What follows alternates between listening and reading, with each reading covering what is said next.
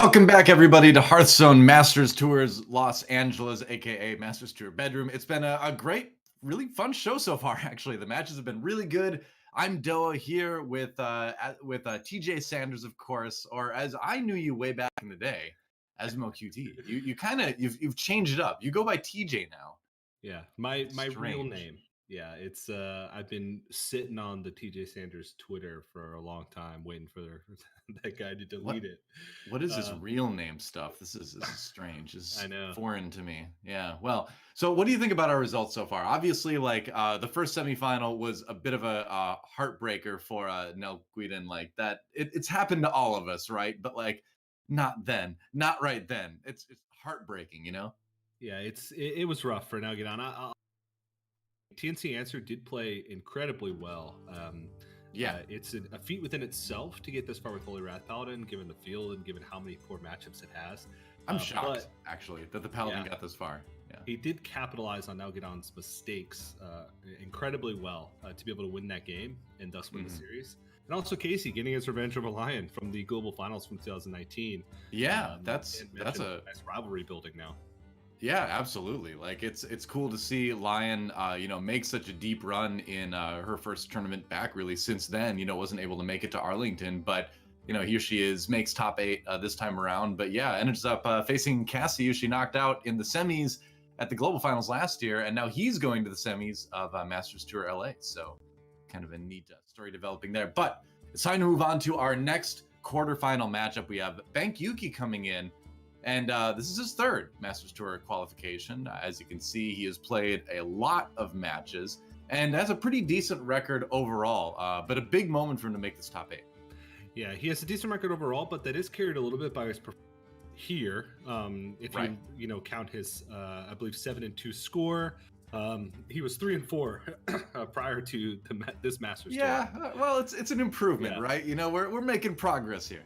Yeah, but the big thing is 500 Masters Tour qualifier matches. Those are best of threes, but he's maintained roughly a 56% win rate over the course of those 500 Masters Tour qualifiers, which is pretty impressive. And it just means that he's kind of the epitome of those Masters Tour qualifier grinders, playing in a ton of them, qualifying to the Masters Tours, and doing it with a decent win rate. He's performing well in each of those. So definitely a player to watch. These are the players that I like to keep my eye on, the players that play a lot.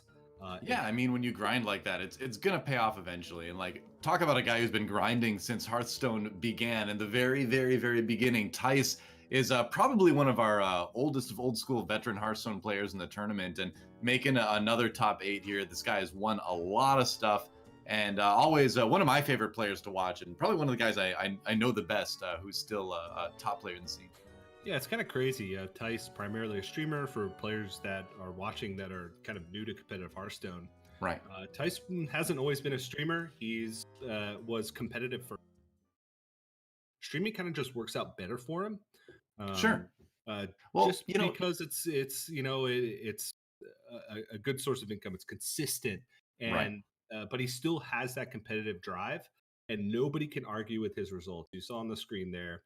2 European Championship wins, 2 World Championship appearances, and the highest earner of all time, which is carried a lot by some of those winnings, specifically the CN vs. EU Championship, which had the most stacked field of Chinese and European players.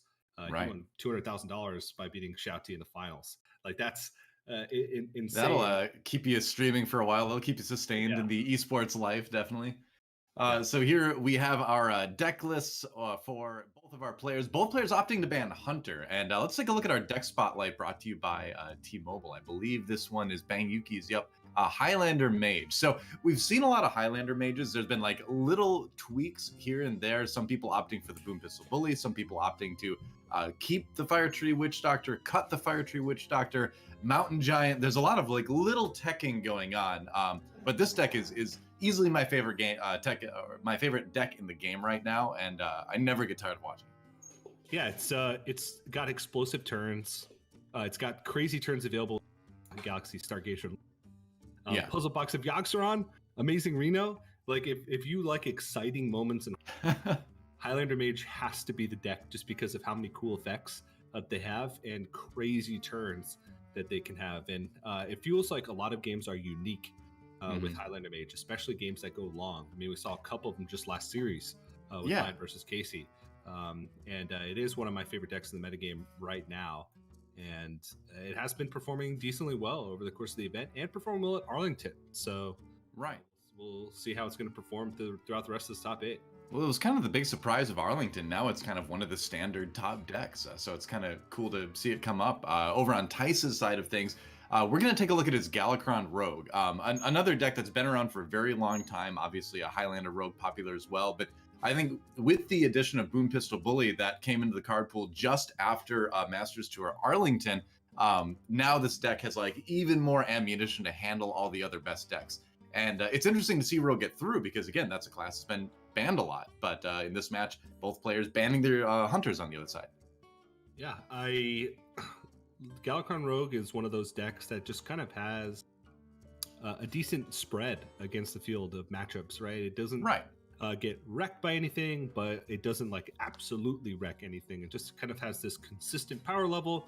It's got explosive swing turns, and it's got burst damage, and that'll solidify it for a long time. There's also, of course, our good friend Edwin Van Cleef, which dodged the Hall of Fame yet again.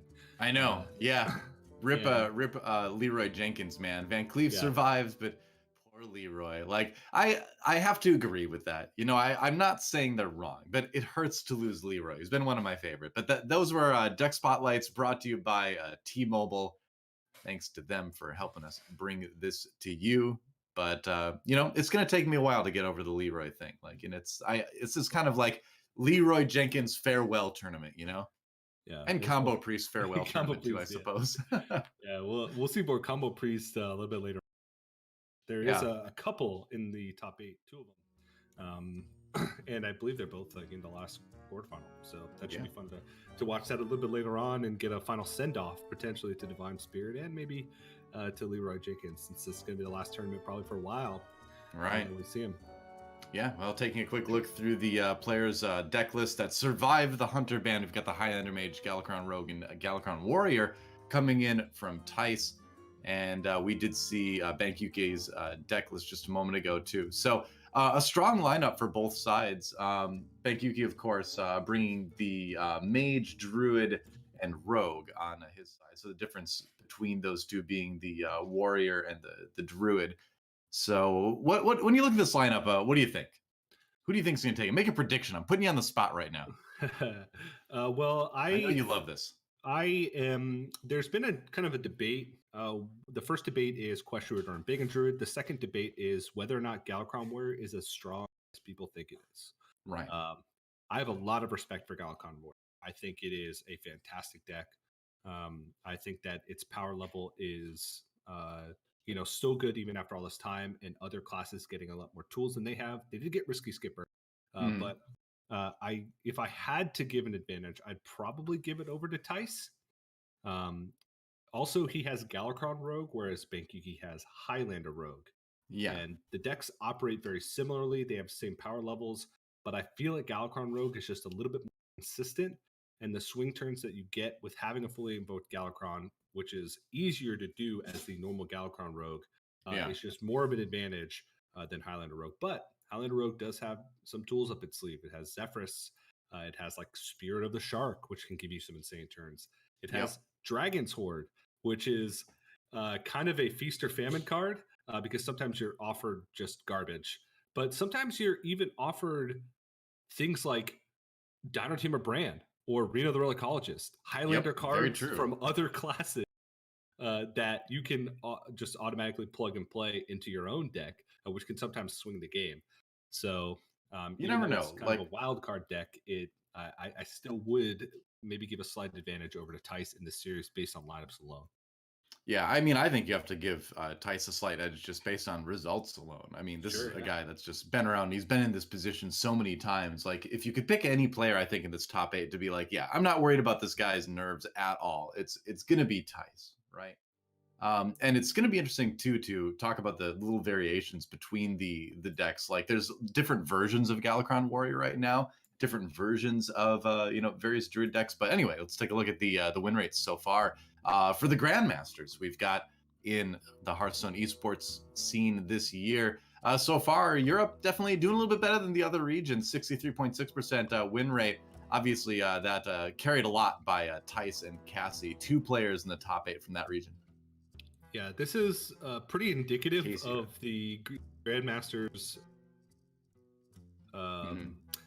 Just as regions in Hearthstone's history, it seems like Europe always dominates, and Americas and Asia Pacific are playing catch up. Yeah, a little bit. Yep. But yeah, Europe definitely shining there. And Thijs and Casey, Thijs hasn't had the best performances just in Grandmasters specifically. So it's cool to see him actually, come to a Masters tour and do well, despite like his heavy streaming schedule. Right. In season 1 of Grandmasters, Thijs went 4-10. He would have been in a relegation position, being in last place in his division, if we had done relegation for season 1. Mm-hmm. But he did pick it up again for season 2, went 7-7, which did qualify him for the playoffs. So had a little bit of a better performance. So just kind of pick it up for Thijs. And I'm just kind of happy that the European Grandmasters are showing and doing well. Even Zim, who's a newly promoted Grandmaster, play a single match of Grandmasters, and we won't for about a month for when the season 1 starts for 2020. Right. But he obviously had the second place finish in Seoul, and now a 7-2, barely missing out on the top 8 here in Masters Tour Los Angeles. So definitely cool to see them still giving it their all, even when they don't have like a promotion on the line. They're already in Grandmasters. They're still showing up and trying to do their best. But that's like, that's not the time to coast, right? That's the time to see like, okay, how far can I take this now? Like, how much can I cement my legacy as a top player for all time, once you get that Grandmaster status. But it looks like it's time to get into the game right now. Bankyugi leading things off with his Highlander Mage. Thijs, meanwhile, I believe I see the tippy top of a rogue's head down at the bottom of the screen. I didn't catch the mulligan. Yeah, it is Thijs just chilling though. Look at that, man. He's just having some dinner. Over in Europe, he's just like, all right, well, time to win another match. We'll see. This probably is the perfect place for both these players. Bankyugi, we talked about how he just grinds 500 matches played, probably from exactly where he is right now. And Thijs plays Hearthstone for like 10 hours a day because he's streaming. And the benefit for Thijs now is that it's exactly like he's streaming, except he doesn't have to talk through his plays. He just has to focus on what's the best play. So very probably cool environment for both these players to play these high stakes matches in. But decent start for Thijs, going to be able to get the Praise Galakrond on a minion. Has all the invoke cards that he could ever. Yep, pretty much. So it's nice to start off with it always feels good if you're the rogue player. You start with the Pharaoh Cat. You're like, all right, well, I got my pet cat here. I'm just chilling. And early Book of Specters. Why not? See if he ends up ditching anything important. Not so far. All right, and that feels good too. Lots of good feel-good starts for these players, I think. In that, if you don't ditch any spells with the book, and then you get to put a minion on the board early with the rogue, just a very positive day. Yeah, very interesting set of plays, even now for both players. Zephyrus, obviously the highest win rate card pretty much in every matchup. Usually if you have it on 2, you play it on 2, you get Wild Growth to really accelerate your game plan. But deciding to go for Book of Specters instead, and also a risk for Bankyugi because he doesn't have Luna's Pocket Galaxy. I mean, you don't want to end up losing that exactly with the book, but there's the whole like, well, I've got the most cards in my deck right now, so maybe that helps me not draw a spell. But I kind of like saving Zephyrs for the end, to grab that last like finishing spell or grab a big board clear. But yeah, like you said, could go for the ramp, but opts to save that a little bit later in the game. Just looking at options now for Bankyugi. Gonna go with the Arcane Breath. He's holding plenty of dragons, so he does get to discover spell anyway. Ooh, so all these spells slightly awkward because right now he has a full hand, and all those cards just add more resources to his hand. Right. The Blast Wave, I suppose, helps you clear, some of those smaller boards that you might face against Rogue, because Rogue will come at you with a lot of like little minions early on with the Galakrond deck. So you got that, I guess. Just drops a Doomsayer. So Thijs has the sap to deal with it. if he wants this board. He could also pick up either the Rush Lackey, Goblin Lackey, or Kobold Lackey to be able to kill it. True. It's a chance. Is it worth taking the chance, though? Yeah, that's the question. It does also bank the mana from Seal Fate, which, he's going to have to spend this mana to invoke his Galakrond regardless. But he doesn't have Galakrond in his hand right now, or Kronks. So I don't think there's a rush for him to spend the mana on invoke cards yet, until he gets to that point. He's gonna be able to get, the 2/2 back. Well, it'll be a 2/1, I guess, with Reborn. But you're really not losing a lot just letting the Doomsayer go off. And at the end of the day, that's probably just like the easiest method, right? Just let the shot bot come back. Be like, all right, well, whatever. I'm not losing a lot. Yeah. So I like that play. Picks up Whispering Woods, which is going to be able to fill his board. It will run right into the Blast Wave if he were to play that, but it is a build a board from nothing kind of situation. It's kind of like both players just using cards they didn't start with in their deck, just back and forth at that point. Hey, that's this matchup in a nutshell. So yeah, that's you're not wrong. Shotbot. So he does have the Boom Pistol Bully on curve here. I think that's a fun one to get out, just because your opponent doesn't have the damage on the board to deal with it, and it just kind of makes their turn annoying. Mm-hmm. Yeah. So the thing he'd be most worried about here would be like the Escape Mana Saber hitting, and then Bankyugi not having to use the coin to play like Dragon Caster plus Luna's Pocket Galaxy, because that's like a big swing under the board. This shuts off the ability to do that, since Dragon Caster is obviously Battle Cry. But it's not like Bankyugi doesn't have plays he can make. Does have the Flip Snap and the Ziliax as well to be able to magnetize the turns. So that Boom Pistol Bully not being as disruptive as maybe Thijs hoping it would be. This is one of the things that Galakrond Rogue kind of struggles against a little bit, is when you get a lot of like resilient minions out on the board, you don't quite have some of the tools you used to get rid of a lot of little things. In the past, you had stuff like, it was pretty common to have like Fan of Knives, maybe even with a little bit of spell damage once in a while, but you had means to clear small boards, You've got the Shield of Galakrond, which, does help with the invoke and all that, and does put a big body in front of your opponent, but it's a little bit awkward for Thijs. Let's see what he gets from the Pharaoh Cat. Okay, a Grand Mummy, all right. Nice. Yeah, a little bit of buffing there, I guess. Yeah. But so far, the players just kind of like trading blows back and forth on the board and just trying to get that advantage. A nicely lined up Ziliax here for the Shield of Galakrond. Yeah. Well, it's especially nice, like you said, because of the Snip Snap. The fact that one of those survived is what he's looking for. Both survived, so even better shape then. And this is getting a little bit scary for Thijs. Yeah, just Eviscerate. Just not much development for Thijs. He has a lot of spells and generation. His only development is really Whispering Woods, but particularly well against this board. You've got a lot of pieces of better combos, basically. Yeah. He has like Seal Fate plus Pharaoh Cat plus the Dagger to be able to deal with this. I feel like he wants to start getting these Seal Fates out of hand. He could also go with Ethereal Lackey and try and find Fan of Knives, which would make his turn easier. I think Ethereal Lackey is probably what he'll start with. Or Wild Growth. Maybe Wild Growth. Okay. And he's just going to go ahead and sap, maybe? That's interesting. Wow. Because Slip Snap is one of the more annoying cards to sap, because it just gives Bankyugi a lot of just development, straight up development, because you can just play that with the Echo as well. Oh, Reno! Oh, no! All right, well, that's the benefit of the sap. Yeah, it is. It did put him at 10 cards, and it kind of just kills the Ziliax too, right? Because the Ziliax being magnetized onto the Snip Snap, you just kind of like lose that card when the sap happens. So really nice play by Thijs, actually, I guess. Ended up being better than he could have imagined. So which secret do you pick here? Flame Ward, not much value on the board. Spellbender could block like Seal Fade or Shadow Step.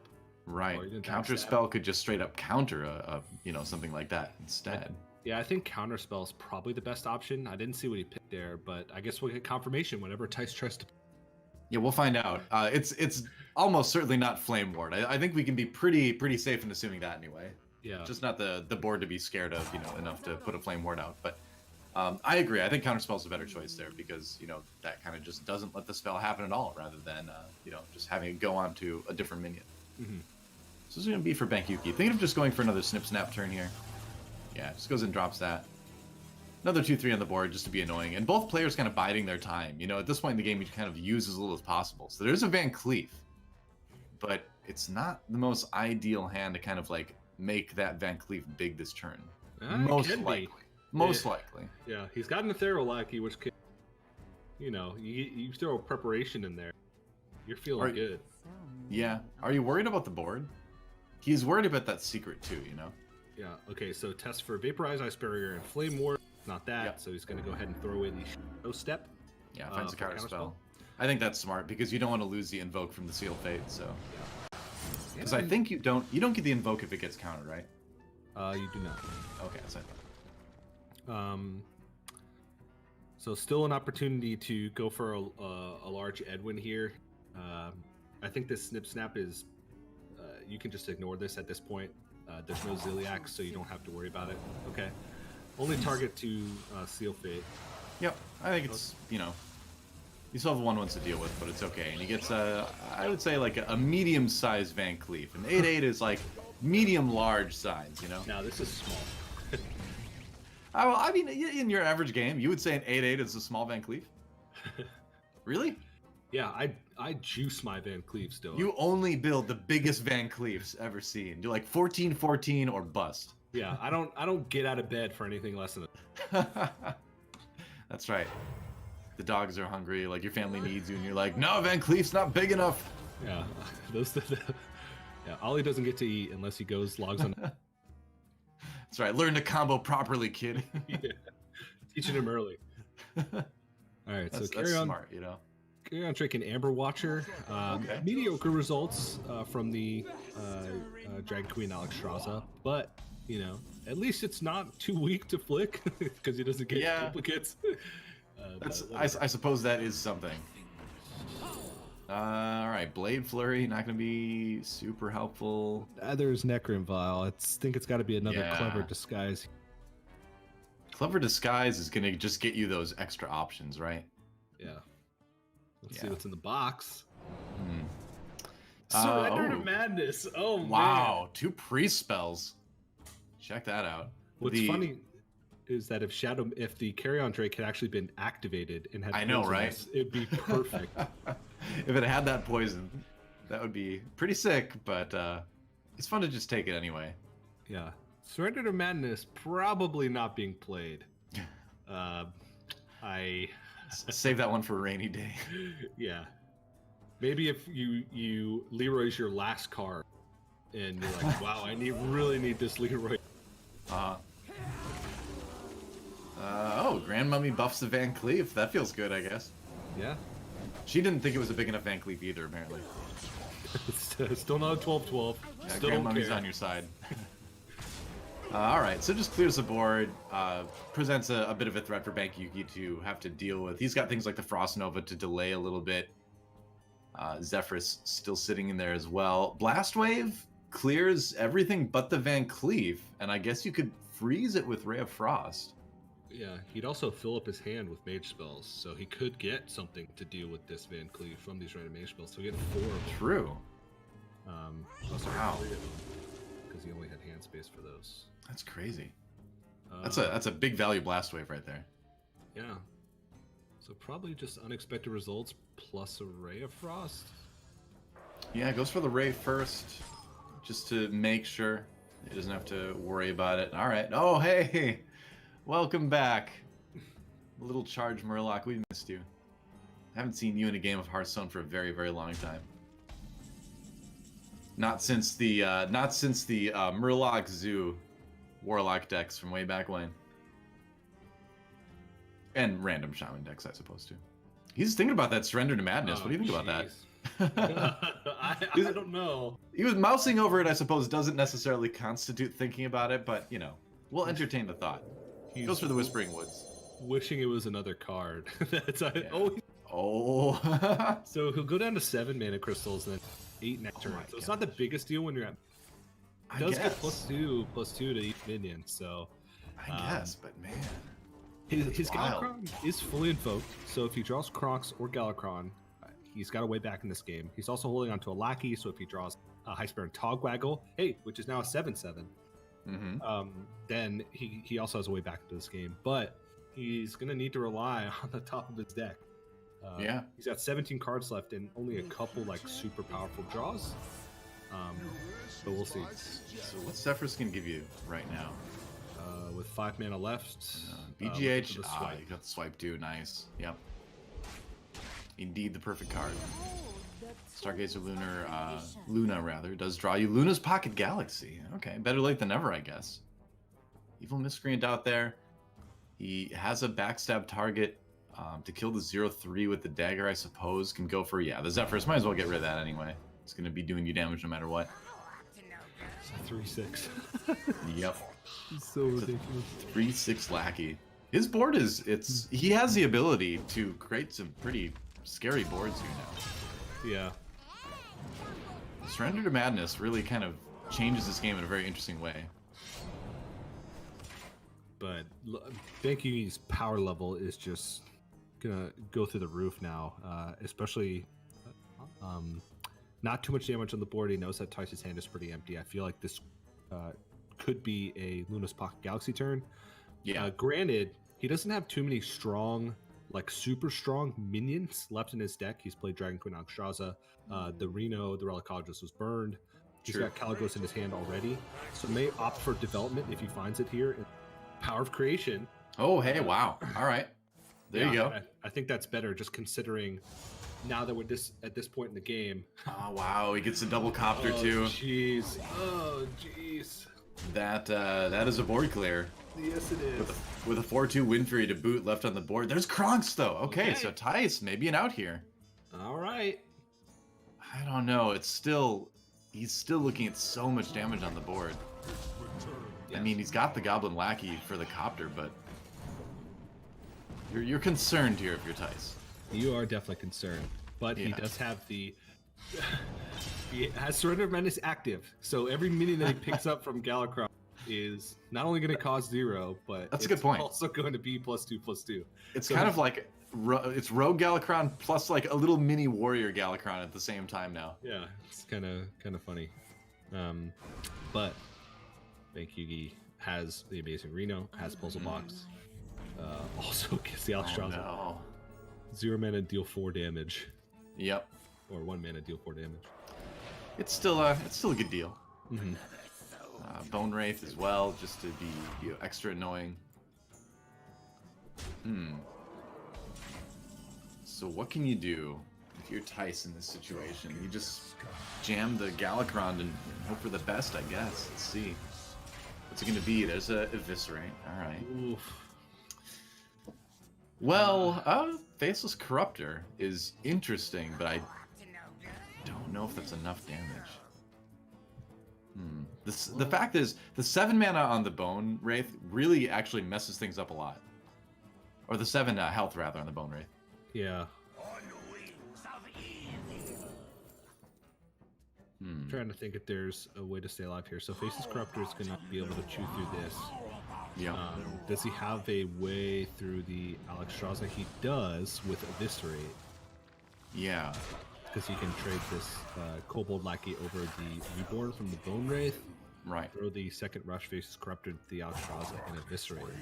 The problem is his board isn't exceptionally developed. Let's see what's in the box first. Okay. No, not like this. I think we're going again here. All right. Yep. Try number 2. Okay. Okay. I'm already War Bear. Yeah. That's a rush minion. That gives him a way to clear a bit of this. So he's still theoretically alive. Yeah. Maybe. He made the conscious decision to clear the taunt instead of the Faceless Corruptor, because I think he just wants maximum damage on the board to try and go kill, realizing that the longer this game goes, probably the less likely that he wins. Especially considering he doesn't have a Lackey in hand, which means if he draws High Spear and Togwaggle, he has to hero power Lackey, High Spear, and Togwaggle, so he can't play the Wondrous One in a single turn, unless the Lackey that he gets was Ethereal Lackey and he got a Preparation. which is very unlikely. A lot of things would have to go right for that. We've seen stranger things. Bankyugi loses power of creation to that book, which is kind of annoying. Yeah. Spellblender could block like Leroy Shadow Step from being a thing. Yeah, I mean this Cartoon Defender is just so annoying too. Yeah. Because it's like, you know, you haven't really done much damage to your opponent this game, and then they've got the Cartoon Defender that'll bring him back up to full in theory, or near full anyway. So Thijs running out of options. He's got the flick, but too little, too late a little bit.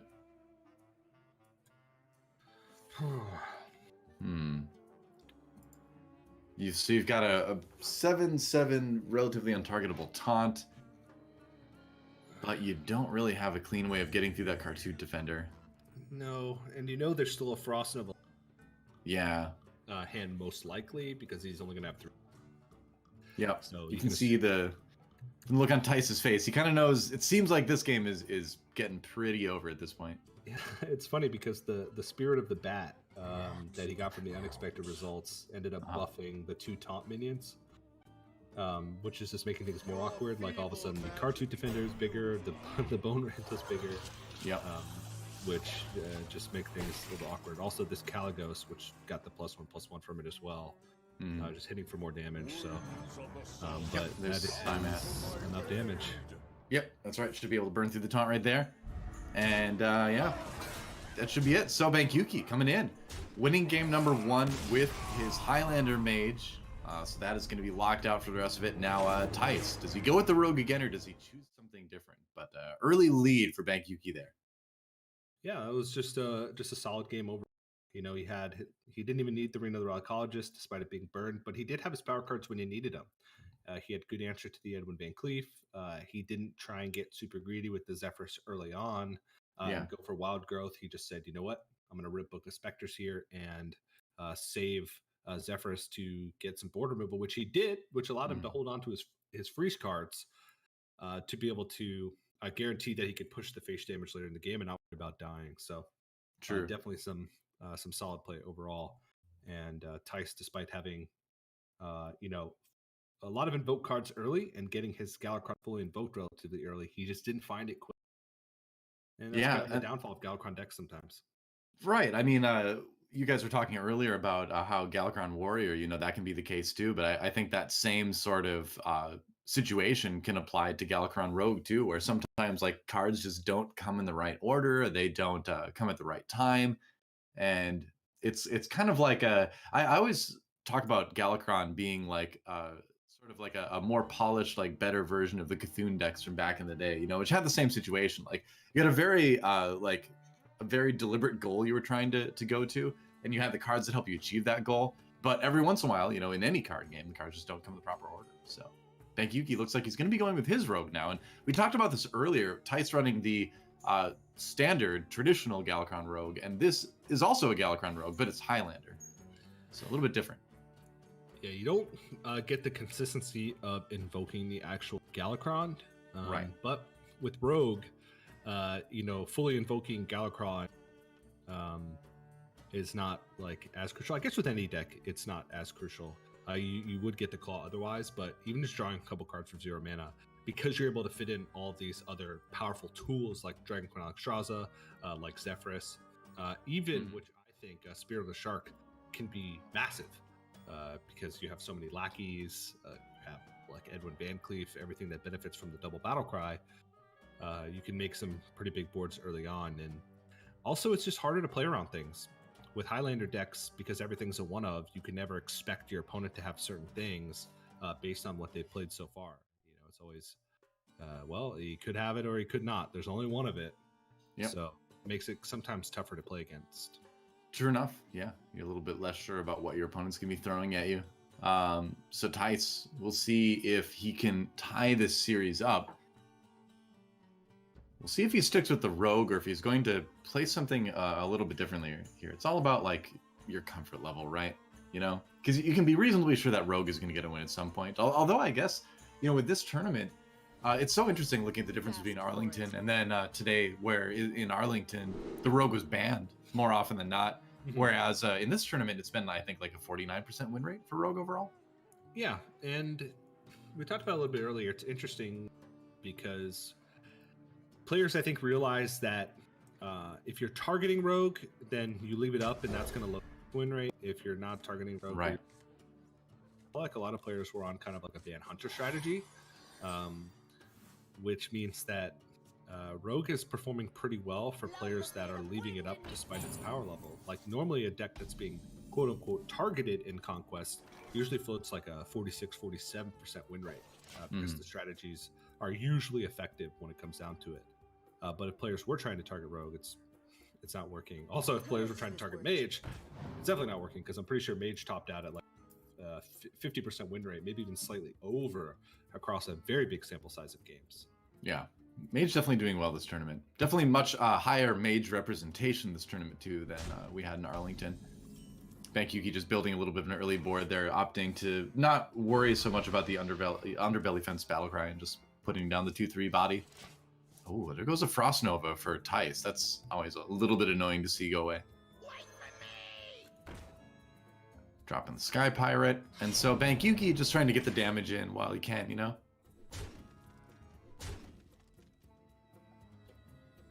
So we'll see. The pressure is mounting for Thijs right now, but he's got some turns to develop. He's got that Blizzard in his hand. Another thing as a Mage player too, you can just kind of like take time, drop the snip snap, save that coin for a better turn. Whenever I see a hand like this, I'm like, okay, where's the puzzle box? Give me the turn 5 coin Dragoncaster puzzle box. Yeah, that's the only option. I don't care what the board state or the game state is. If you have that hand, you are doing it. Yes. I just do it regardless. Even if it's not the best situation, if I see, even if I have Luna's Pocket Galaxy in hand, and my opponent has an empty board. Absolutely. And that star, Luna's Pocket Galaxy is the right play. I'm playing it anyway. Yeah. That star, that little bit of legend rank, that, you know, that win streak, nothing matters more than just being able to puzzle box on turn 5. Yeah, because guess what, Doa? Puzzle Box, if Yoxeron can also cast Luna's Pocket Galaxy. That's right. Yep. So it's 2 for 1. Yep. It's a double bonus, as you could say. Yeah. Some people would say. So let's see. Ice Barrier seems pretty decent here. Obviously, Flame Ward, I believe, would be a board clear. If I remember the minions right, but that 8 armor is just nice to have against Rogue. Yes. What do you think? Again, it's hard to tell because it's Highlander. There's so much more to keep track of.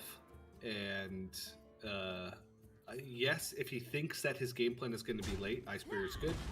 He's got the coin plus Reno the Relicologist to weave in here if things get out of control. True. Yeah, it is going to be the Ice Barrier. So just having the extra health means that he's got a little bit more wiggle room to play around, you know, the burst damage combos later on in the game. Yeah. And I suppose the thing too is if you don't need to use the Reno the Relicologist on 6, that's kind of nice as well. You know, it does leave you the option to legit like Dragoncaster into a spell you would rather use a little bit more, you know? So we'll see. I mean, generally you're going to Reno turn 6, especially now that the sport is building a bit more for Bankyugi. Ooh, all right. That's some stats coming out from the Witchy Lackey. Nice. 5/5 on the board now. And Arcane Intellect. So he coined into that just a free little bit. Oh, no, actually, just, what am I saying? It's Reno time, obviously. Yeah. If he had coined the Arcane Intellect, I would have had some serious questions. Oh, I was about to, like, talk about how surprised I was because he was like, he was mousing over it, and I was like, wait, what? Coined into that? But yeah, that makes more sense. Kronk's bringing the Galakron to Bankyugi's hand. This is rough. Only Blizzard available in Arcane Intellect to go with Dragoncaster. He would have loved to have Power of Creation here. Yeah. To just go onto the board. Use the coins. Means Kalados and the Amazing Reno are going to be turns off. This may just be a big development turn, like a Twilight Drake plus a ping. Right. But overall, like weak, to say the least, from Thijs, no matter what he develops, just because Kronks can trade over a lot of things. Right. And at least this does set him up theoretically if Kronks trades into Reno to, you know, get the kill on the Kronks next turn, possibly. But this is where you just remind yourself, you're like, all right, I'm effectively at 29 health right now. I've got time to build up. And Bankyugi trying to take that time away by going for a pretty early Galakron. Just going for the 2 cards. Finds the Flick and the Mana Saber. Oh, man. That is some massive tempo. No kidding. Yeah. Able to get the board clear and get a decent amount of stats on your side as well. Mana Saber popping up in a lot of decks recently, actually, just because you're able to get that extra mana crystal if you attack. The stealth is kind of hard to deal with. The 5 health makes it hard to AoE. So what does Thijs do here? Ray of Frost, not the most helpful draw. He could go for like Dragoncaster, Blizzard Ray of Frost, which would clear off everything but the Escape Mana Saber, but I think that Blizzard is too crucial right now, and he effectively, takes off the same amount of power from the board by just doing this play. He just has a little bit of protection and can hold that Blizzard for maybe a wider board state. Right. I think you want to generally preserve your area of effect spells as long as you can. Especially now, because of the way his hand looks, he has Amazing Reno on 10. Which means that he just kind of wants to plan out his turns and buy time until the Amazing Reno, because it doesn't look like he's going to get any sort of board lead. He just wants to try and stop the bleeding now and pace his turns to where he can play Amazing Reno without having taken too much damage in the meantime. He's been doing a pretty good job of sustaining things so far. Still sitting at 29 effective health, if you include the armor, of course. And he does, like we talked about, he does have the option to deal with this board next turn, at least in terms of slowing it down. And, all right. Well, it's an interesting set of legendaries there. Godfrey, not exactly what you want to grab there. Maybe Dragon Rider, Talritha. You don't really have a lot of dragons in this deck. He does have Dragon Queen Alexstrasza. That is one dragon, yeah. I don't know. I mean, he goes for the... Okay, so he goes for the... Wrote that out because he was unsure. Possibly. I really don't know what was the best choice in this situation. I would imagine... Weirdly enough, I kind of like the tower, honestly. Yeah, the tower for, that's, the most aggressive option. That's why I like it. He has a significant lead enough to where you just pick Lord Godfrey. If things do get out of control, maybe Lord Godfrey can bail you out. Maybe? I mean... Against Highlander Mage, you feel like you run into a lot of bigger minions. Oh, all right. It looks like Bankyugi might have disconnected on the end of that turn. Oh, bummer. Okay. Because he did rope out the selection from Dragon's Horde, and then the came out. All right. But hopefully he's back in a second. Okay. But luckily for our reconnect feature in friendly matches, game states pause. It looks like he's back. So okay. Good.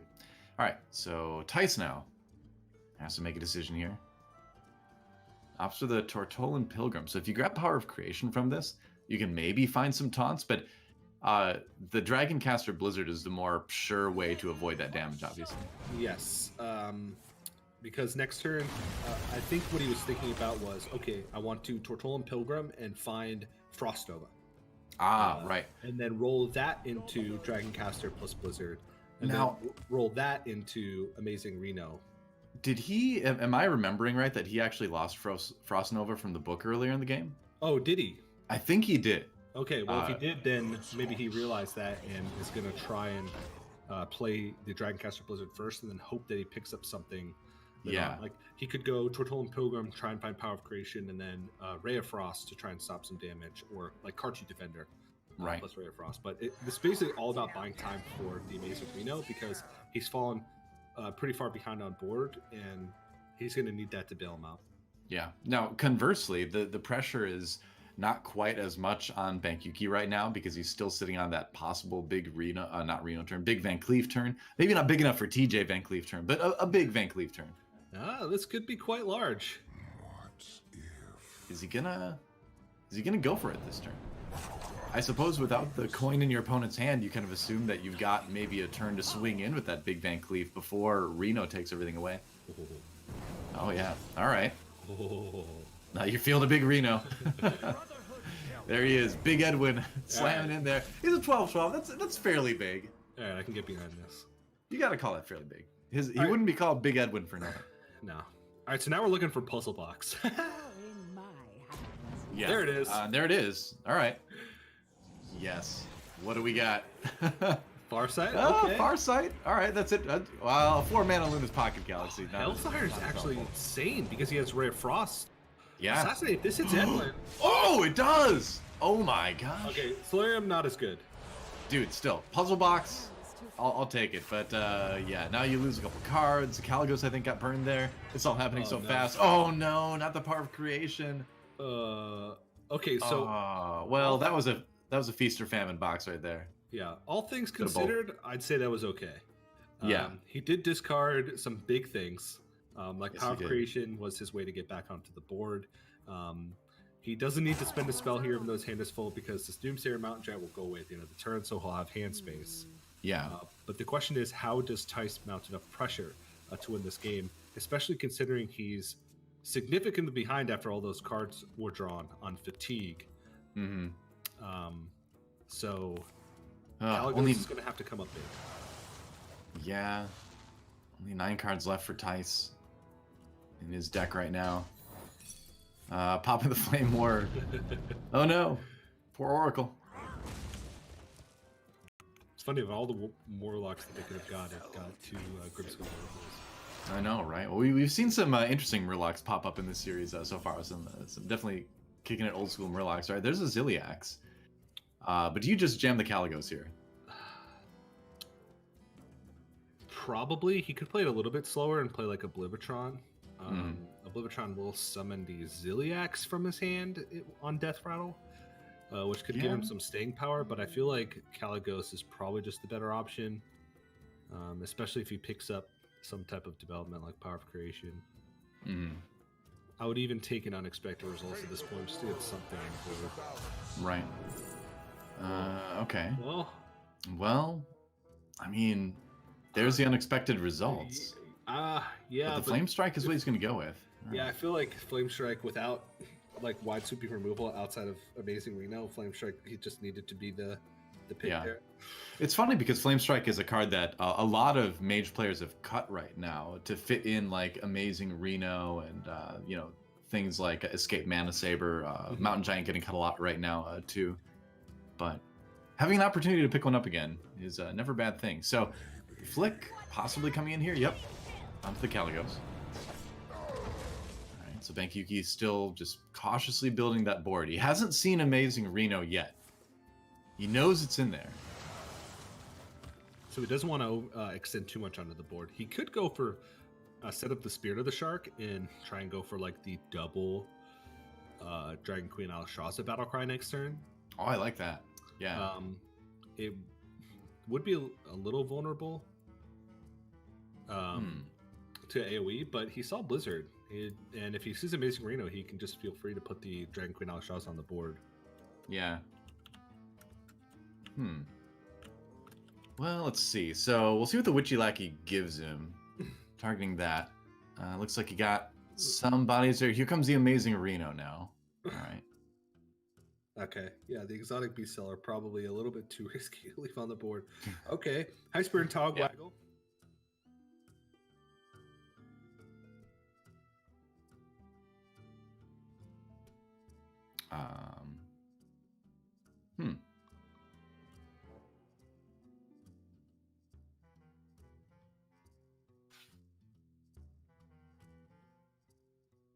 Probably just Togwaggle.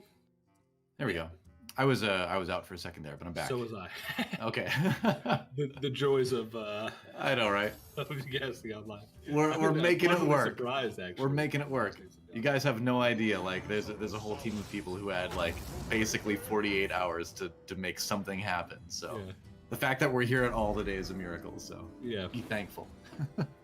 Oh no, Revenge of the Wild. Oh, all right. Zephyrus comes in.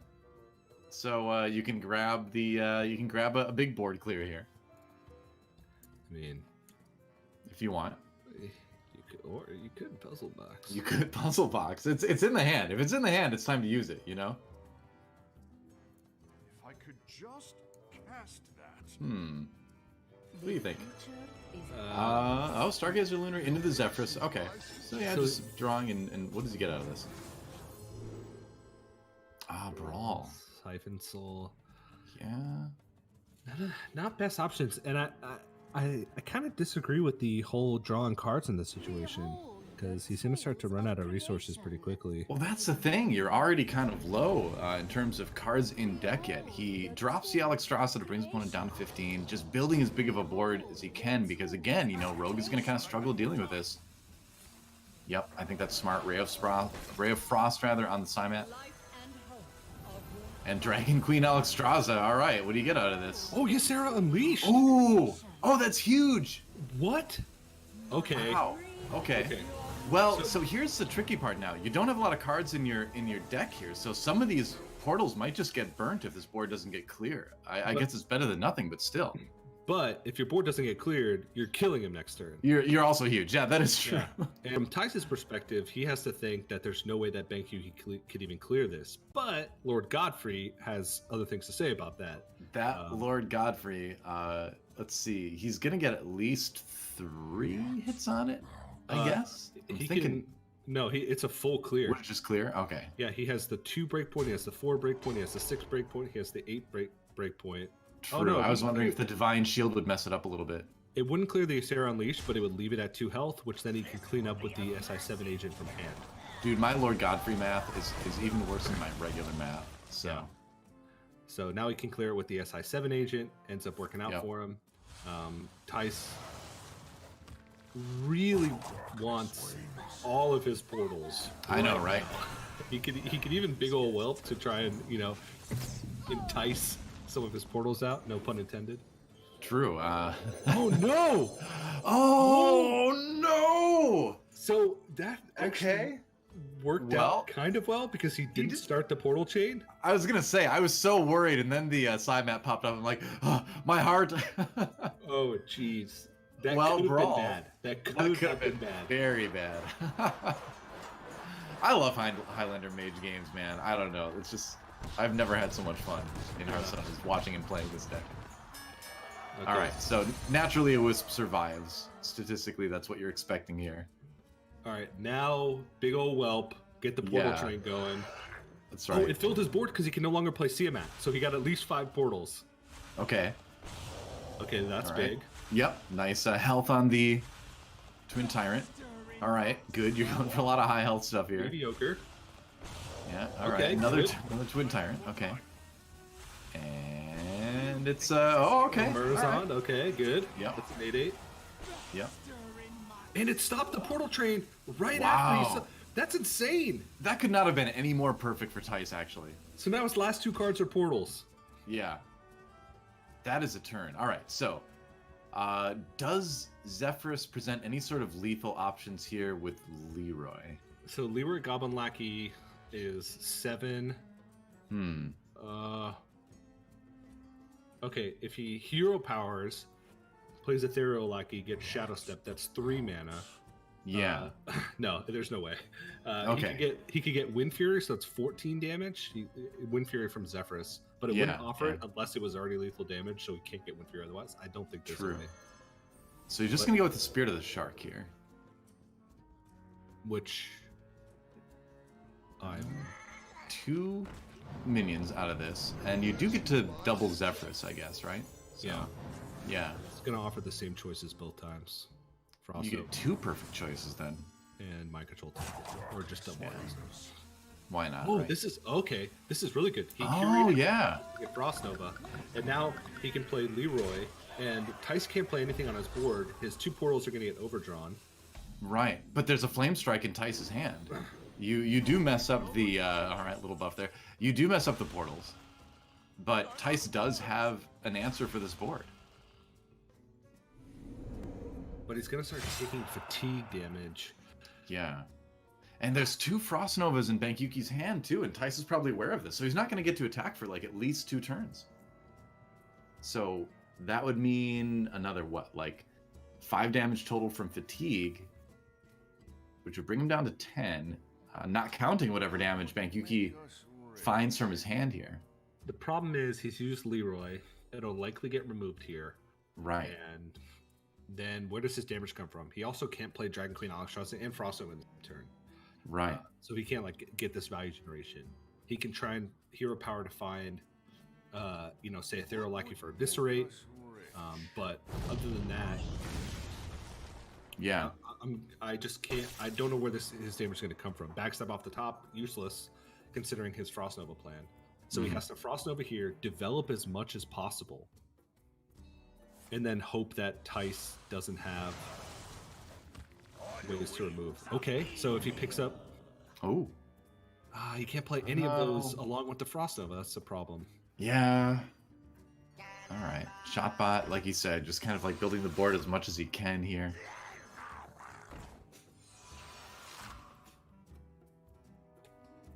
Yeah.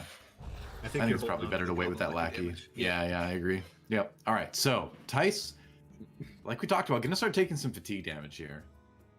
As soon as Bankyugi passes a turn, thinking about it.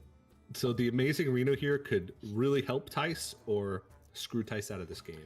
Right, and that's why Puzzle Box is so scary too, because you do any draw cards and you're just dead, basically. Yeah, like let's say this Amazing Reno plays an Overflow and draws in 5 cards, he dies. Let's say he plays a Sprint, draws in 4 cards, he dies. Right, or even something like Arcane Intellect, you're just like a few turns closer to death like that. There's a lot of problems here. What's it going to be, Amazing Reno? Okay. He killed a minion. That's good. Yeah. He might have wanted the health instead there, but at least, the minion is dead. That's something. But what do you do here? So he's taking 3 damage. He's taking 3 damage from fatigue next turn, so he's effectively at 10. Yeah. If he leaves all this stuff on board, he's effectively at 5. He's gonna look for a taunt from Conjurer's Calling or Rush. Right. Which minion gives you the best chance at a taunt here? Well, he did it on a Wisp. Yeah. Oh, so now he can Arcane Breath his Wisp because it always gets Wisp and then plays Siamat. Oh, obviously. Okay. Yeah. Okay, or Ziliax, yep. Either one. This is really smart. Very good play from Thijs. Wow, it's like Thijs is like a great player or something. I know. Who knew? Crazy. It's like he's one of the most brilliant Hearthstone players ever to play the game. Wow. Yeah. All right. There's a Snip Snap. There's a mech on the board. Big. Yeah. Pair that with Shotbot. Make a nice big mech. So he can play it 3 times with Backstab, and that pushes an extra 6. 9, 10 plus 3 fatigue. He can put him down to 3, but then he's dead. He could play Dragon Queen Alexstrasza and get Deathwing. That is true. Does sapping anything help here? No, he's still no, dead. Not really. Yeah. I think this has to be Dragon Queen Alexstrasza. I think you're right. It is super tempting to make that big Ziliax, but he goes to the Dragon Queen Alexstrasza. You got to get that Deathwing. Oh jeez. Oh no, that is rough, man. I mean, Brightwing's not gonna find you a legendary that's gonna fit in there, and what's he get? Not much. Oh, Laura Walker show. Yep. Well, that should about do it. And so Thijs has the damage on board to tie up this series right now at 1-1.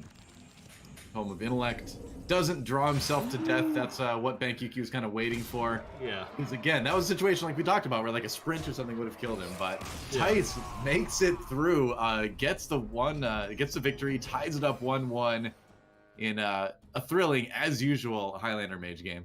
So and he's out. He's just like, I'm done. Goodbye.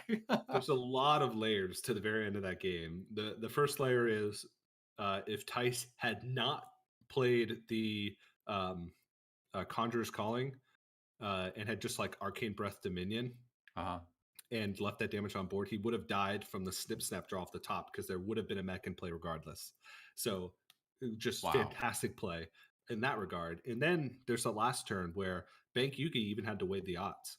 He could have backstabbed, Snip Snapped, set Thijs to 3, and then any draw spell cast from Amazing Reno would have won. So we had to weigh the odds of what's more likely, me getting a dragon that pulls me out of the situation or Thijs' Amazing Reno drawing him 1 card. Those are the 2 options that he had to weigh. And I think he's correct in assuming that it's a higher opportunity to get Deathwing or like Nazari Right. in that Well, situation. yeah, I mean, if you think about what are the percentage of getting X dragon out of the total dragon pool, and then what are the chances of getting a draw card out of the total spell pool in the game, I think you probably have to go with the dragon, right? I don't know. It's There's so many spells. I haven't done the math. I have not done the math. Somebody out there may do the math, but I have not done it. Oh, jeez. I always want to, side with the player's decision. I want to make the assumption that the player is making the better play, than I can think of. But yeah, well, there's probably no way that he could have done the math or even knew No. the math already for that specific situation. He probably just had to go with his gut, and my gut also told me Dragon Queen Alexstrasza, but Yeah. there are a lot of spells in the game that draw one card, and that's all he would have needed in that situation. It's going to be, if he loses this match, he's going to be plaguing himself with that question for, a while. If he wins it, then it's going to be like, who cares, But moving on to our next game here, we've got the Quest Druid, actually, from Bankyugi, coming out against Thijs's Galakrond Warrior. Mm-hmm. And Thijs's Galakrond Warrior opting for more of the slower, safer play, not using the Eternium Rover. This is kind of the newer version we've seen since the Bomb Wranglers came out. And what do you think, as far as warrior versions, do you like this slightly slower version? It's not a very big change, but it's slightly slower, or do you like the more aggressive take on the Galakrond Warrior? Well, I'd still say this one is sufficiently aggressive. Well, they're both aggressive. It's just in terms of like how crazy aggressive you want to be, Yeah, I do like this version. I think like the Risky Skipper and Armorsmith gives you additional options. Yeah. He's also playing an injured Tolvir, which gives you kind of a guaranteed battle rage target early on in the game, which I like. Yeah. Thijs overall just has a very clean list, which as opposed to Nalgidon earlier, who had kind of a mishmash of a lot of different things. He had like one Armorsmith, he had like one Korkon Elite, which ended up winning the game. After this, like the clean list. So after the lists came out for this tournament a couple days ago, after they hit the tournament page, I played some games on ladder with this warrior list, and I really felt like I'm not so all in as I used to be. I've got the ability to gain a lot of armor with things like Risky Skipper and Armorsmith. Like I've got more, like you said, targets with the Bloodsword Mercenary with the injured Tolvir out there. So I definitely immediately felt better playing this list than the older Galakrond list, which I played a ton of games with. So I like where this is going. But the fact is, at the end of the day, Quest Druid can just simply overrun you if they get their quest done fast, which they always do, and then play like a ton of gigantic stuff and a ton of value spells. So this is one of those situations where maybe you do want the old quest, or the old Galakrond Warrior rather, because you do need to kind of get the damage done early against this Druid deck. This matchup kind of, teeters on a knife's edge because Warrior usually has the damage to get through, but with Hidden Oasis, one, it's hard to get through because it's big taunt and Warrior lacks that hard removal. But two, they do make big boards incredibly quickly later on in the game. Yeah. So you have to do a couple of things. You have to, pressure quite well early on to force the healing out of the Druid early and force their turns into removal instead of development. And then you have to have the damage to finish the game, which is kind of the more difficult part of the two. Yeah, I always feel like I'm on like a major clock when I'm playing against a Druid with this deck. Yes. Especially with the newer version. Yeah. Now, Galakrond, a fully invoked Galakrond can give you some options. Like, let's say fully invoked Galakrond draws you Sign of Ruin. You can clear boards and then set up for, the big Bloodsword Mercenary Lure Jenkins combo. You also just have consistent damage, right? Once you play Galakrond, your hero power just keeps chipping away. But because of the development from Druid, you don't have as much time. You lose the armor up, so your time is limited, and you're kind of on that race. But that's where the Armorsmith Risky Skipper comes in. You can keep hero power and gain the armor, ignore their development, and then hopefully piece together the combo by the time they're able to kill you. So very interesting matchup. Yeah. The Bomb Wrangler kind of comes in handy too, where it does give you a little bit more option to get like a little bit of chip damage into face sometimes if you're lucky. So it just expands your chances. And it looks like you may go with the Bomb Wrangler right here. Yeah, just kind of developing a little bit of a board. Interesting. Yeah. I think this is an attempt for a setup of Battle Rage. Yes. He's hoping that Oasis Surger isn't in the hand. Oh, and it pops up at just the right time. clearing the bomb wrangler and the in the armor smith so efficiently. It's gonna oh no, and then the only one bomb damage to the Oasis Surger too. Yeah. All right, well that's a little bit rough. You've got things like the Scion of Ruin in hand. Shield of Galakron, not gonna be the most useful draw here, and Thijs, a little bit of a conundrum here. Yeah, so I don't see any good Battle Rage plays. He could do something really weird if he wants to maximize it, like play Sign of Ruin, attack with the Devoted Maniac first into the Crystal Merchant, and then attack with Sign of Ruin to get 2 cards from Battle Rage. But then he leaves a 5/4 on board. Yep. I like this. You're at least all right. Well, if we take the player's hands totally out of the equation, there's a 5/4 versus a 4/5. But against this Druid, when the quest is activated, when you have the tier in play, like things are only going to get worse, right? Because now if you look at Bankyugi's hand, he's got Hidden Oasis in there for a rainy day. He's got the Nourish. He's got another Oasis server. He's got Warlord Lodi. He's got pretty much all the cards you would want to have in your hand at this stage in the game for the quest Druid.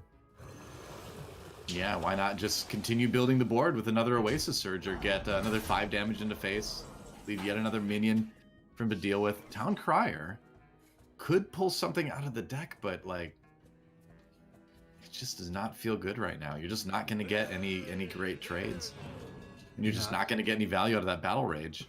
It's kind of necessary though. He needs to pull some cards out of his deck for sure, yeah, to try and get this Invoke Train rolling and hope to rely on Galakron at the top. But right, Bankyugi's also with this Oasis Surger play telling us that he's going all in on development, right? He had the opportunity to play a Nourish last turn and basically have an empty board with a huge advantage of mana crystals and cards, but instead went for Oasis Surger, which, just to fight for the board and make Thijs' turns awkward.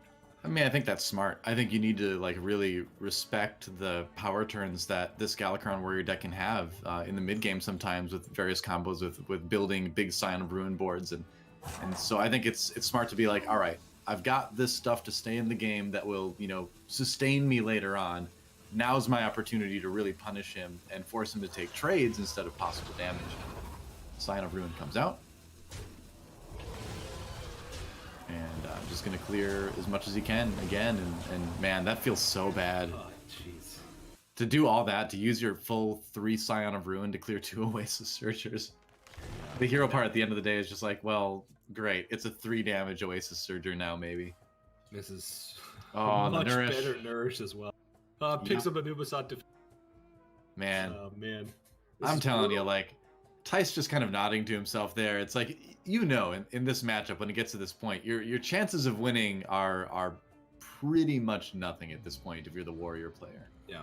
Like you said, you're maybe fishing for the Galakron off the top and hoping it's fully invoked by then. But, even then, you're going to spend so much time trading into the board they're building. And yeah, I think that's decent using the Flipidinous Fluke as another taunt coming out. Another Nubisoft defender. Just a clear, just a bigger board, and what do? You don't run Brawl in this warrior deck, so. Nope. And that's why this matchup is difficult. Yeah, Warrior did decently across this tournament, but its absolute worst matchup was Druid by a lot. 43% win rate against Druid with over 200 games sample size. Doesn't surprise me. You really need to have kind of the ideal curve into your opponent kind of missing some key pieces, like Nourish, Oasis Surger, and Hidden Oasis. Yeah. All right, well, there's 1 minion off the board, but It's kind of like, can you please kill my Acolyte of Pain and not do damage to my face? Oh, Cenarius now. Oh, is that just lethal? No, yeah, he's at 1. Yeah, okay. But for all intents and purposes, this is lethal. Yeah, I mean, completing the quest was essentially lethal for Bankyugi, and he is going to take the lead in this series again. Going up 2-1 over Thijs, and Thijs again looking to maybe make a comeback, going for that last-minute Battle Rage to see what he can find, but nope. Getting the honorable Sudoku and Bankyugi taking the lead. Yeah, 2-1. Rough matchup for Thijs to queue into, but I do feel like he's he's not out of it yet, right? Definitely he has not. No. Warrior and Galakrond Rogue versus Highlander. And Highlander Rogue, like we said, not as consistent Galakrond power turns. They do have a lot of, a big box of surprises. But unfortunately, sometimes that can mean you just have pretty awkward hands. Crucially, not a puzzle box of surprises, though. Well, it's possible. It is possible. So somehow, you mentioned Highlander Mage earlier and how it's just kind of a crazy deck to watch. Highlander Rogue can sometimes be just as crazy. True enough. I'm looking for the next match too, man. No Hands Gamer versus Blycha, our Arlington champion. No Hands Gamer coming up in the rankings. We've got such a great top 8 this weekend. It's awesome. I'm super pumped. I'm bouncing up and down in my office chair right now. Makes me a little sad that we didn't get to watch the rest of the tournament, but I know. I was gonna say it. I was gonna say it right now, but I didn't want to bring it up. But man, it just because we didn't get to watch it either. That's the thing. Yeah. We can't be spectating those games. Competitive integrity is an important thing, obviously. So, these are the first games we've seen this weekend too, guys. So it is a bummer that things turned out that way. We can definitely hope for the best when it comes to the next Masters Tour event. But it is what it is. Sometimes world events take precedent, right? So, but here we are. We're glad we're able to bring you these games at least. Thijs with the Highlander Rogue. I believe that's actually going to be Bankyugi's Highlander Rogue. Yes, Bankyugi's Highlander Rogue versus Thijs's Galakrond Rogue. Yes. So Rogue v Rogue, and now it really will be a battle of consistency, I suppose. But it's like you said, Thijs knew the matchup he was going into with this, and opted for the slightly more consistent version of the deck to try to get that win and get himself back into the series. Yeah, but there are a couple of, in this matchup specifically, there's a couple of those wild cards like Zephrys and Dragon Queen Alexstrasza that can throw things at you as a Galakrond Rogue that you're not necessarily prepared for. Right. So, while Thijs has the consistency, Bankyugi has, I guess I would call it raw power at the expense of consistency. Right, you can bigger spikes. Yeah, you can slam in there with those huge unexpected turns. But turn to turn, maybe especially early, you're going to be suffering a little bit more. But we'll see what happens as we are in game right now. Bankyugi 1 game win away from making it to the semifinals here at Hearthstone Masters Tour LA. Thijs trying to stay alive. He had a great run through the Swiss rounds, but here he is facing annihilation at the hands of Bankyugi. Yeah, so looking at the data, I'm just looking at ladder data from HS Replay with Galakrond Rogue versus Highlander Rogue. Galakrond Rogue does have the normal Galakrond Rogue does have a decent advantage against the deck. It's a relatively small sample size, but looks like it's about a 60% win rate. I would bring that closer with a larger sample size to like 54, 55. But I do think that just being able to invoke your Galakrond quicker is more beneficial in this matchup, because usually the player that just gets on the board and makes a big board the fastest will win. Right. Because outside of Zephrys, there's just no way for Rogue to deal with big boards like that unless they get something crazy with random generation, like, Ethereal Lacking to give spells or minions from other classes kind of thing. Yeah. So we'll see how it pans out, though, because we can look at statistics all we want, but this is one game. This is a one-game sample size, and if Bankyugi were to pull a quote-unquote upset in this particular matchup, he would win the series 3-1 and move on to the semifinals. So yeah, I like the coin Evil Miscreant here because it still gives you the option to Sealed Fate whatever your opponent puts out on your normal 3-mana turn. And again, like you just talked about, TJ, just like building the board over time before your opponent can. And let's see what he goes for here. Oh. Ooh. Huh. Okay. Interesting. Well, Darius Crowley is the one that probably stood out to me first, just because of for sure. Control. This also activates the Underbelly Fence, which allows him to clear off this Evil Miscreant and also shut off Sealed Fate. Denying Sealed Fate is so brutal here. And backstab as well, if you think about it. He does have the Goblin Lackey and the Praise Galakrond, so he can trade here. Yeah, I think you probably start with Faceless Lackey because you make it some right. Standard Hearthstone rules. Go for the draw or the board first. Yeah. All right. produces another little body, but that's about it. And praise Galakron first because you want to see what lackey you get. It's going to be another faceless lackey. Yeah. And so he does get the trade. He does build a little bit of a board there. And you do still invoke too, I suppose. So, okay. So Bankyugi could make a rather large Edwin right now. Not a big Edwin, but a larger Edwin. Yeah. Let's see, it'd be 8/8, I think. Oh man. Yeah, okay. It's gonna be that 8/8. Alright. Still annoying to deal with. So what do you have? Shadow Step could come in handy here. Let's see. He's got 4 damage on the board, Devoted Lackey, plus a backstab or Sealed Fate. So he's got ways to kill the Van Cleave. Yeah, it's just what's the most efficient. I feel like Sealed Fate probably the most efficient way to clear this off. Probably, since it means 1 less minion dedicated to running into that Van Cleave. Yeah, he could also go Devoted Lackey. Alright. He can still get the clear, like we were talking about, with the backstab. But you do have... Yeah, you do have 1 less minion on the board, right? Yeah, well, I was thinking you Faceless Lackey first, and then you can Shadow Step your Goblin Lackey to rush in what comes out from the Faceless Lackey. But that's also dependent on you getting, something that's worth attacking in with Faceless Lackey. So, you're not that worried about the... Yeah, I mean, you're not that worried about the 1/2 on the board, I suppose. And it does... Having, like, more mana and a bunch of lackeys and the Shadow Step left over and all that does give you a chance at greater shenanigans, as it were. Later on, so Snip Snap is play. So I do want to point out that Winged Guardian is nuts against Rogue. Basically, Flick is the only way, or attacking a bunch of minions in. So I feel like Bankyugi's curve is just solid right now. He's got things to do. Next turn, he could rush Darius Crowley, or he could Candle Taker as a 7 agent to develop a wider board. Yeah, it's crazy. We didn't even talk about that Winged Guardian yet. That's also going to be annoying. Yeah. One of the better minions that you can get from Pharaoh Cat.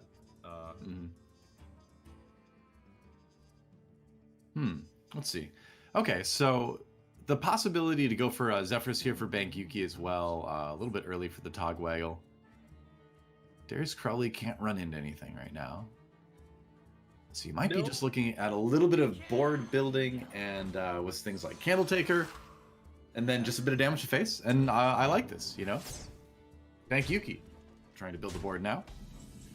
Yeah, this bone rate is actually making things pretty annoying for Thijs, just because he can't make efficient trades into any of these minions, and he's slowly getting chipped away. And the thing for Thijs is he can't... He's having trouble getting onto the board after he removes things. He's been playing reactively pretty much the entire game. Maybe a Goblin Lackey would have helped him get a more efficient trade with the Bone Wraith there. Because he could have Goblin Lackey, then Hero Power to kill the Reborn one at least, but... see what he finds. Okay, well, Shrubadier is not the ideal result there, so he's going to have to Hero Power and run into it with his face, and he's still going to have another 2/1 taunt to deal with after that. Thijs is trying to hang in there. I mean, remember, a loss here is the end of the tournament for him. It's starting to get scary, especially considering that Bankyugi has Zephyrs in hand. Whiteboard sticks, he's looking at Bloodlust or potentially Savage Roar I mean, the game. You can just drop the Winged Guardian here, too. I mean, I guess maybe this is where you start building a Darius Crawley, but... Bankyugi is he has an embarrassment of riches right now in the hand.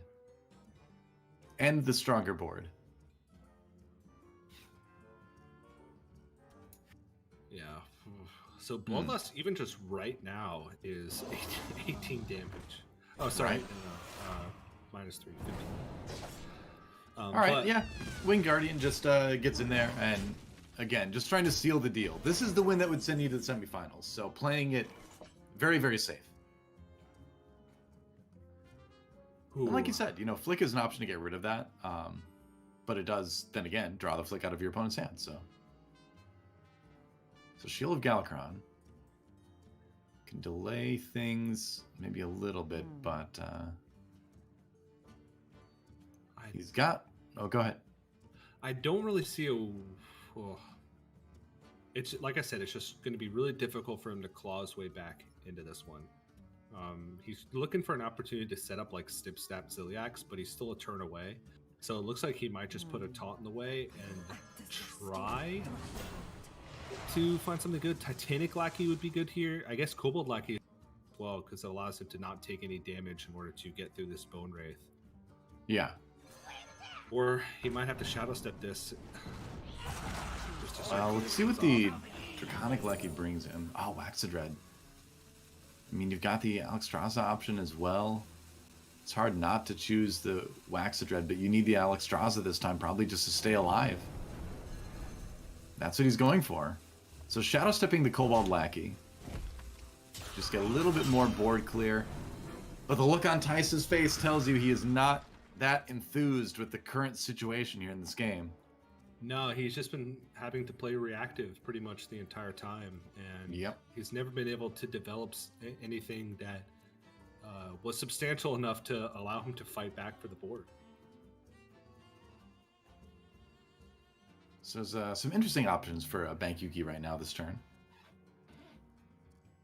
Spirit of the Shark is going to be something that he can have a little bit of fun with later on, with Zephyrus possibly. Clear this. Okay. Deals the damage, setting up the card he wants from Zephyrus. It's going to be the swipe. Yep. I like the fact that he has been curating his Zephyrus throughout the entirety of the series, making sure that he spends enough mana to get the Zephyrus option that he wants. Yeah, he's been doing a really good job of that. Yeah, fantastic play. And Thijs does not have an option here but to go for Snip Snap plus Ziliax just to try and keep himself alive for just one more turn. That's been his motto, it seems like, this game. Just make the play that gives me one more turn and try and claw out of it. I mean, that can win you games sometimes, but maybe not this game. We'll see. 4 damage on the board. Oh, and there's a Flick Sky Shift coming in, and that, let's see how much damage he has. 10, 11? So not quite enough to finish him off. 1 short. But Thijs, again, for the second game in a row, reduced to 1 health at the very end. He's got the Alexstrasza, but then there's too much damage coming in after that. There's exactly 15 damage available on the board post Alexstrasza, so it looks like Thijs' run has come to an end here. Unless I'm missing something crazy, but I don't think even Seal Fate into, say, Ethereal Lackey there's just no spells that could pull him out from the situation. I'm just trying to think if like Draconic Lackey can find anything, but no, I don't believe so. Titanic Lackey is a taunt, I guess. He's got the Faceless Corruptor. You're going to be healing your opponent. Well, not healing him, never mind. For some reason, my brain thought that Winged Guardian was a Card 2 defender for some reason. I've been playing too much Combo Priest. Oh, I can only imagine if Winged Guardian also healed you for I know, right? every time it died, how absurd that card would be. Yeah. I mean, with the taunt, he may have just barely found a way to stay alive for 1 more turn. That's but Darius Crowley comes in. Oh, you're right. The Darius Crowley been sitting in the hand the whole time. And that will be enough to get the win for Bankyugi and send him to the semifinals. Thijs with a great run through the Swiss portion of the tournament, but going out in the quarterfinals. Disappointing loss at 1-3, but Bankyugi moving on. Yeah, and I love his play, to be honest with you. I love the use of Zephyrus. He's not using it in the traditional ways we saw him in the Mage game. Not go for the wild growth, which is sometimes seen as a greedy play, but instead saving it for removal later on in the game. Even in that game, curating it for the swipe to remove the board and set up a situation where Thijs just couldn't respond. I think that he played well, and I think that, you know, a couple of the underdogs that we've had in the top 8 that maybe players didn't know as much about, like TNC Answer and Bankyugi, have really shown in their quarterfinal matches that you know, this is why they're here, right? This is showing why they made it to this top 8 in the first place, and you know, this kind of work paying off. So they're in the semifinals now, as we'll get to see later throughout the day here. Right. So that's it for that quarterfinal. Up next, as you can see on your screen, guys, No Hands Gamer versus Baicha, and that's going to be a sick game, dude. No Hands Gamer, I watch that guy stream a lot. He's a great player. Great to see him make it this far in the tournament. And then Baicha, of course, our Masters Tour Arlington champion, trying to get 2 in a row. He's got to go through No Hands Gamer to make it one step further towards doing that. So that's going to be a sick match. Yeah, agreed. Blythe said he.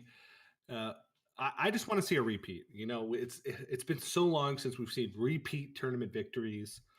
I'm trying to even remember the last one, and I'm pretty sure it was like Firebat winning back-to-back Gfinity series in 2015. Wow, yeah, it's been a while. Especially something as big as a Masters Tour event, right? Everybody that plays in this had to qualify to it by winning a Masters Tour qualifier. Then they make it into the stacked field. You need to go through those switch rounds no matter what. Yeah, it would be insane if he were to win back-to-back. So I'm not trying to play favorites because No Hands Gamer is great, but sure, something I want to see in my Hearthstone casting career is a player, those types of feats. And then next step after back-to-back Masters Tour victories is back-to-back world champions, potentially, which maybe we'll never see in Hearthstone. Hey, man, I mean, no matter what happens, we are in for a playoffs today that it's just going to keep getting better and better. So do not go anywhere, guys. Hearthstone Masters Tour Los Angeles. We'll be back with our final quarterfinal matchup right after this. Masters Tour Los Angeles is brought to you by T-Mobile. Rank up with America's first and only nationwide 5G network.